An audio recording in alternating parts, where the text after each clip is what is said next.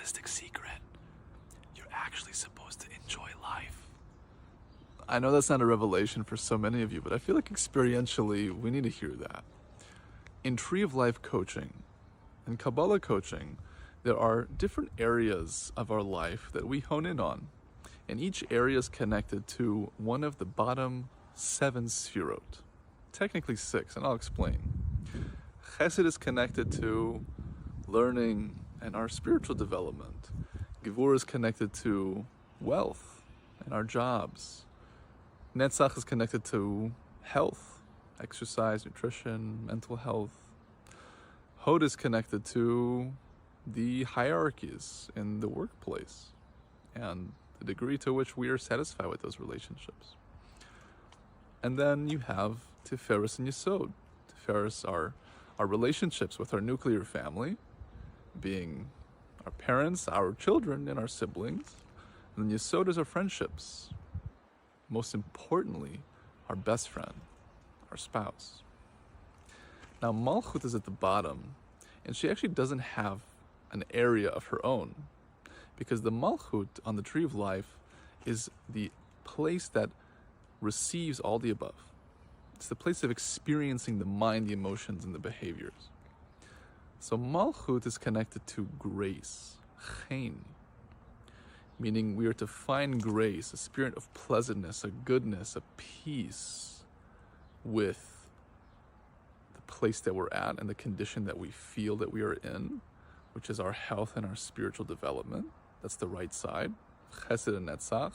The left side is the goal acquirement, achievement, as it pertains to fulfilling our desires, which often has to do professionally in life with wealth and acquisitions, the things that we have and we receive some joy from.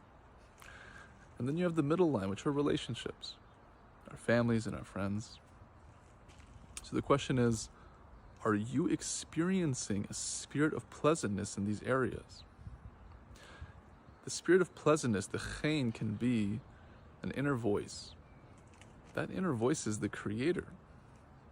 If we don't listen to the inner voice, I'm not saying this to scare you, I'm just saying this because it's the spiritual law of reality. If you don't listen to the inner voice, you'll experience chaos in your life. Literally.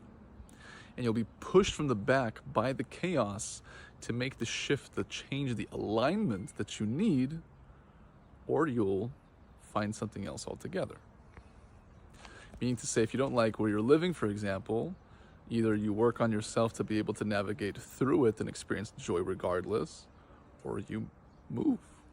Easier said than done, but those are the basic dynamics of what can be done. Now, in modern Hebrew, chen, grace, also translates to symmetry, which I understand to be alignment. It's the middle line. And it's also the numerical value, technically, because you can always add one, of zon, sustenance.